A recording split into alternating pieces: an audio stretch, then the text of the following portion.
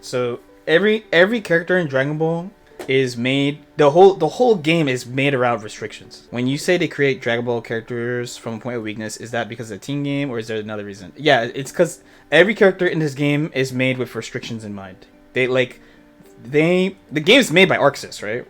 Dragon Ball is made by ArcSys, published by Bandai Namco, made by ArcSys. They know in this type of air dashing game what are strong tools. Every character by default are missing things that every other type of ArcSys character would have. So the obvious one is oh, he's getting hit.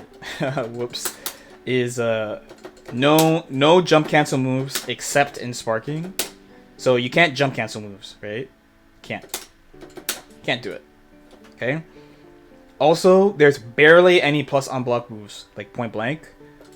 From far away, not every character, but most characters have stuff from a distance that they can do. Most characters at this point in the game, they don't have a lot of stuff they can do point blank. That's plus. That's a big thing. And then the anti-airs are not good, generally. A good example, actually all these characters have pretty good ones for the context of this game. So probably the quote-unquote worst one would be Roshi. Roshi's actually okay. But the anti-airs have a bunch of issues that I'll talk about too. And then the last thing they like to do a lot is they like to remove low-risk mix-ups. That's the last thing they like to do. So let's go from top to bottom. So no jump cancel moves. This goes together with no plus moves. So no jump cancel moves except for Spark. In Spark, you can do jump cancel on block. Normally, you cannot. All your moves are minus. So you have to use assists. You have to use assists for plus frames, basically.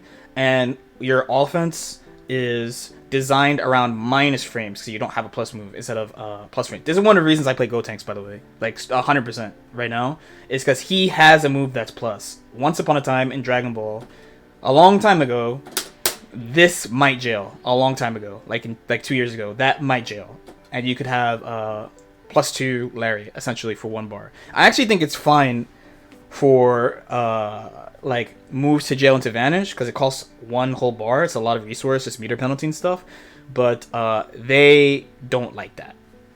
The game doesn't like that. The game does not like that. So usually if a character does have a plus move, because we have Gogeta here, then it's really slow. So, and Trunks has a move like this too. Yeah, so if characters do have these type of moves, then it's usually like kind of slow, or you have to spend a resource, and it's still like a little slow. Gotenks is a really rare example of he has a move that's plus, it's +1, but it's like fast.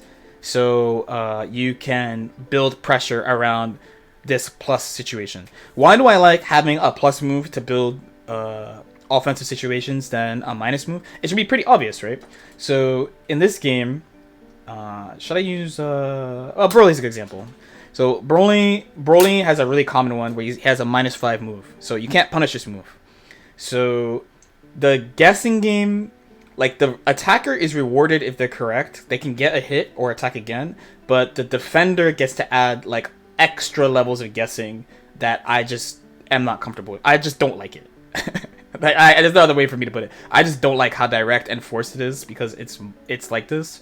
When you have a move, even with a move that's 0, like a fast move that's 0, you could establish yourself in a much better way than with minus moves. It's a pet peeve of mine personally, that all the moves are minus essentially. Some people make it work, are really good at making it work. I'm just not that great at it. I need stuff like this.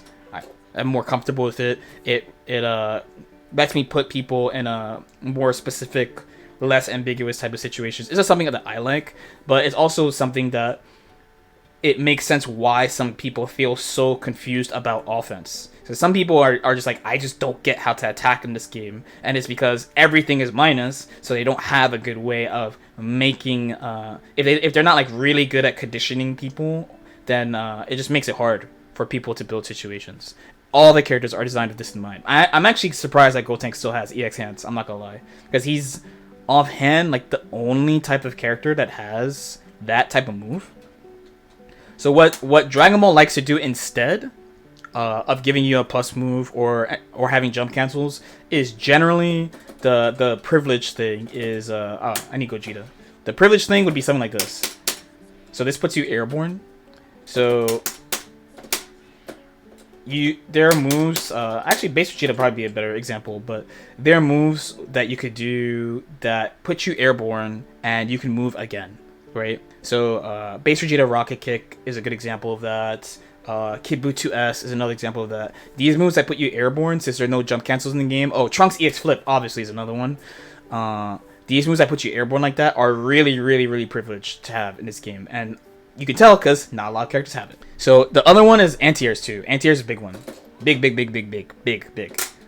So everyone is aware of the attribute system, right? It's in Dragon Ball. It's not a huge part of Dragon Ball, but it's in Dragon Ball. And you know, we talk about how, say, like 2H head invul, stuff like that. 2H is head invul. All jump attacks are head property, so your 2H will beat it, right? The thing about anti-airs I really don't like in this game is a bunch of shit. So one is that the total duration, it's probably the most important one, is the total duration of all these moves are like eternal. Like they're so fucking long. They're all like 40 plus frames. You know, it's a long time. It's a huge commitment, considering especially the level of movement that we are at now, right? So look at this. Look at how we can move. Actually, I'm fucking Gogeta too. So I have like all. I can do this. I can do this. Look, okay. So look at all this movement.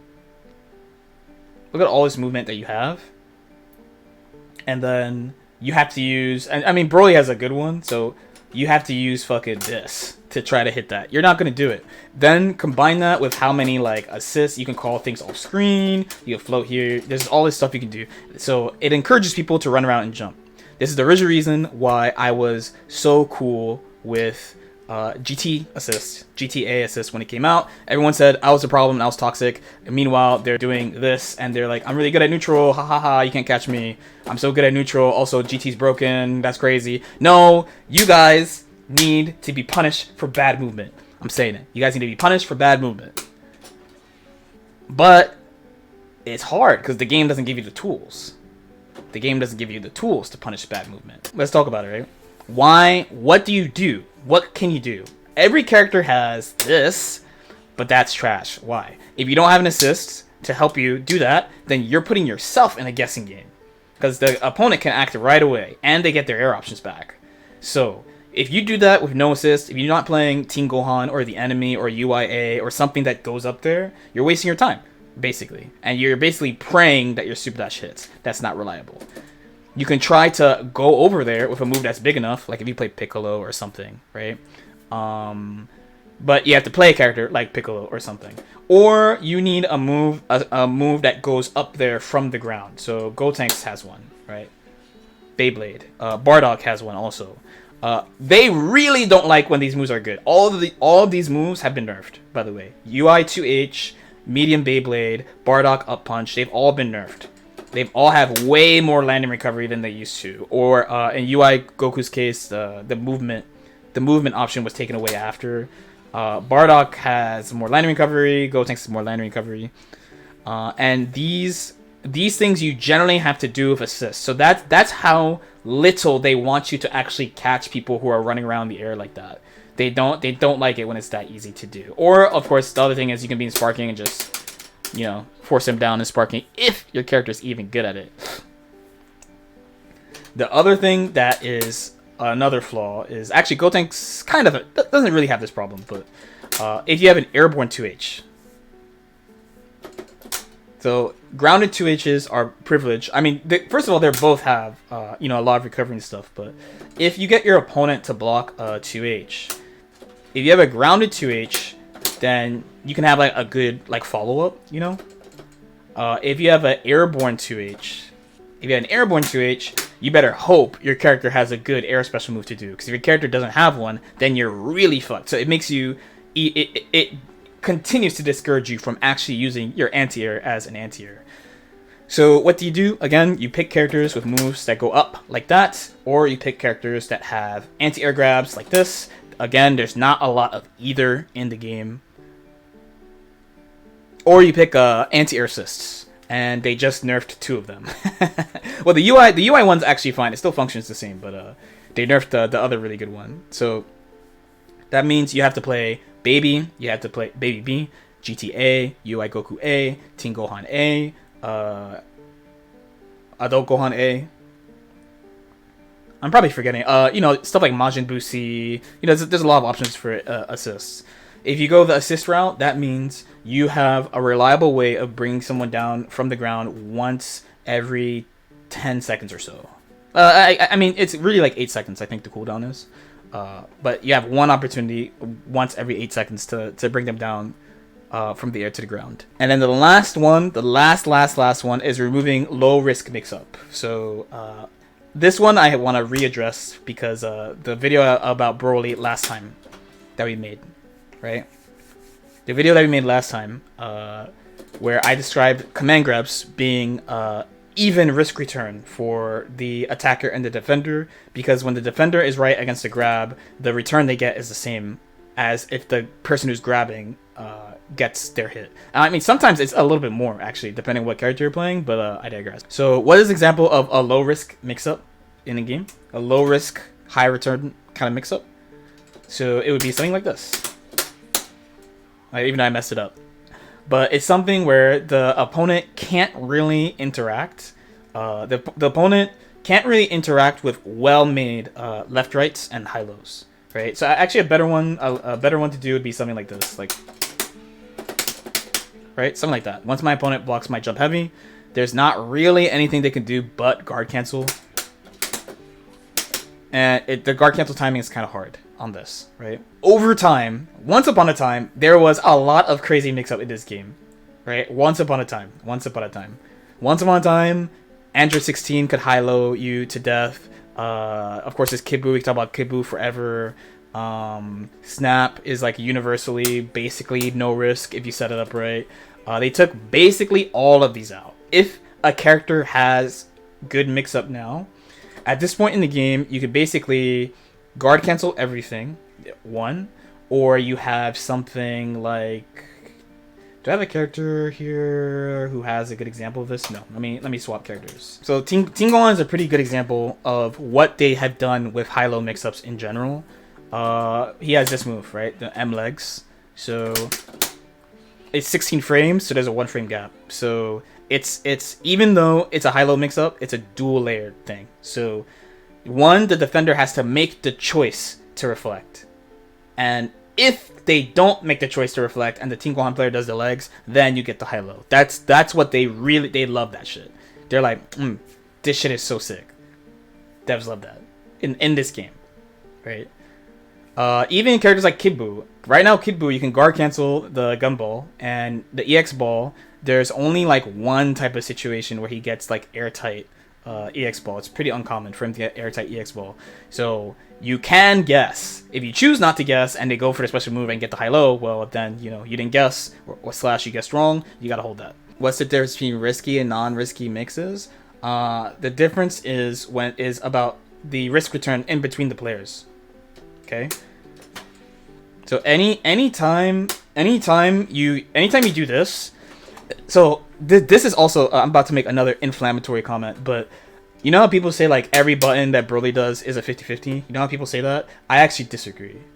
I don't think so. It technically is a 50-50, but I think putting it that way fucks with people who aren't like really high level players. It fucks with people, right? I would call this like an 80-20, actually. And what from playing, I mean, Granblue helped me actually a ton with this, right? Where I literally only go for the grab. I go for the grab when I know I'm going to grab them. That's it. It's not, there's only like one time where I'm like, it's a 50-50, which is after level 3. Besides that, it's not, I don't actually call it 50-50. Because you're not technically wrong. Poke throw technically is a 50-50. It's poke or throw. But if you actually go for it that often, then you, like, half the time you're going to be taking a fat ass combo because you're going to whiff this and your opponent is going to hit you into a combo, right? And then the other half of the time you're going to get a little damage. Not a little bit. You get like 30 to 45%, which is actually a pretty good thing, right?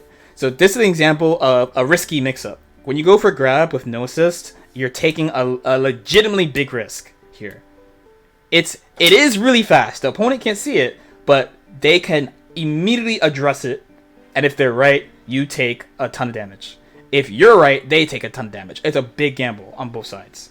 Big gamble on both sides. As opposed to, I'm gonna use this as an example again, and I'm gonna talk about something slightly, a slight tangent, but as opposed to Ghosts, which is like super low, like my opponent basically can't do anything to me.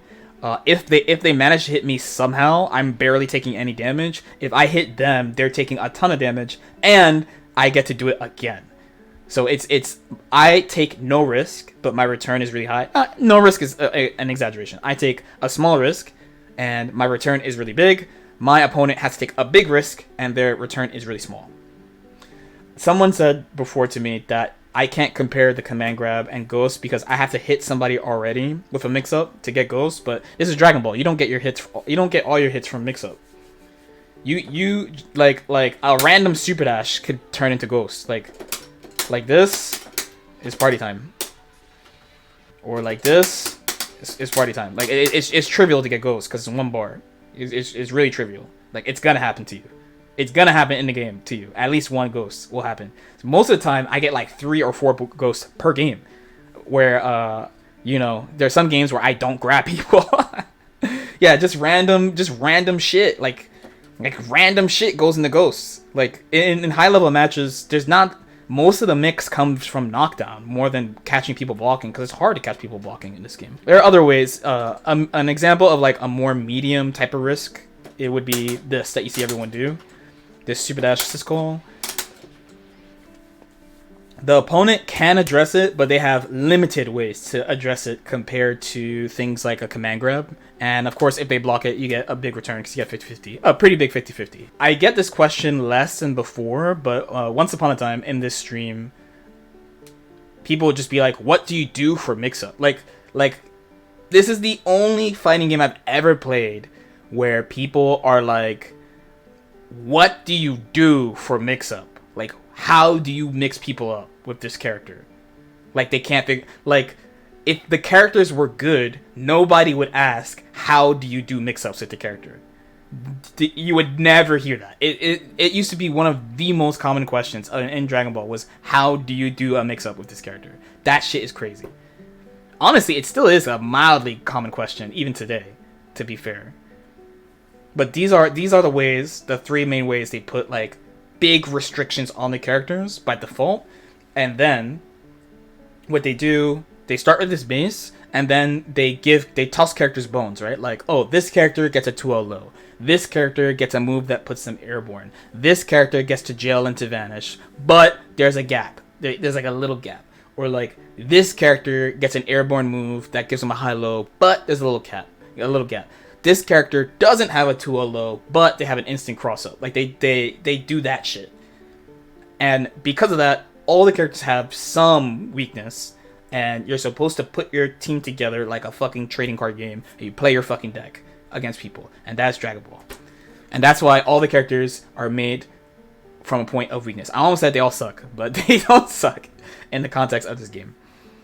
Right?